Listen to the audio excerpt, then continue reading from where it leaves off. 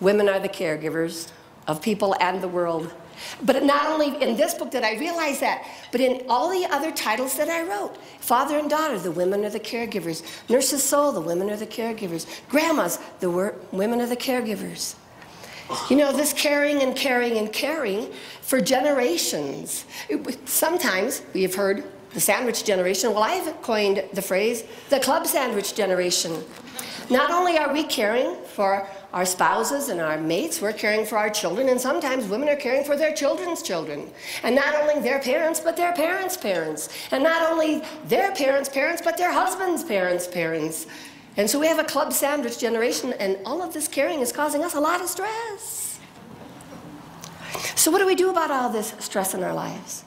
Well, it's my absolute conviction that in order to cope with all of this caring, and we have to take care of ourselves. And to do so, we have to nurture ourselves every day, physically, mentally, and spiritually. But as I travel this continent talking to women, I'm more convinced than ever that we are so busy taking care of everybody else, we don't take such very good care of ourselves.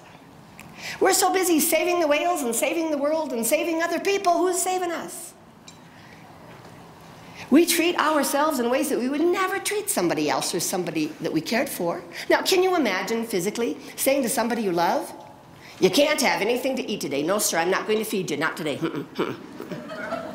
Well, maybe around 2 o'clock I'll throw you some junk food or something from a vending machine, maybe. Besides which, you don't need anything to eat today. You ate way too much at camp experience last week. We would never say that to somebody else, but how often is that our self-talk? And sometimes when people look at the 25th anniversary Operation Baby Lift, when I got to stand in front of 100 young men and women, many of whom I helped to bring out, occasionally people see this and they say, oh, LeAnn, you were so brave. No. Friends, I was not brave. I was no hero. I was no hero. I was just a young woman caught up in something so over my head. I was grappling for anything I could to help me cope. Now, it's unlikely that you are ever going to be asked to rescue babies in cardboard boxes in a third world country. But God knows you rescue people every day with the good work and the caring and all that you do. That's what I'm asking you to do today. To take a step back, take a look at your life. Is one of the three, the physical, mental, or spiritual, a little out of balance? If you discover that one of them is, that's when you need to ask for what you need, nicely, to put your life back into balance again. That's when we should be more like a toddler. Anyone here have a toddler? Have the rest of you ever known one? Did you notice that when a toddler figures out what they need, they ask for it until they get it? I want some juice, Grammy. I want some juice. I want some juice. I want some juice. I want some juice. Till somebody gets the kid juice, am I right? Now, as women, we tend way not to do that. First of all, it takes us way too long to figure out it's juice we need. And if we do figure out what it is we need or want, we don't always ask for it. Instead, we tend to do something a little bit more like, I didn't get any juice today. I hardly ever get juice anymore.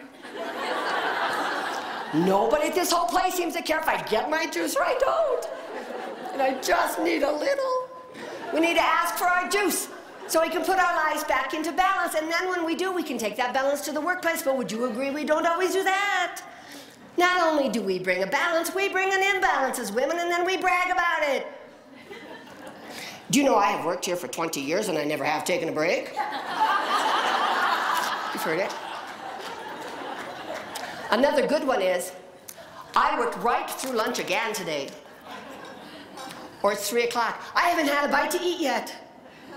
But here's our very favorite, our favorite of all. I didn't even stop to go to the bathroom. You can truly balance your life physically, mentally, and spiritually every day. And you really can make decisions to truly live your priorities. And you will continue to make this tremendous difference that you're making in the world.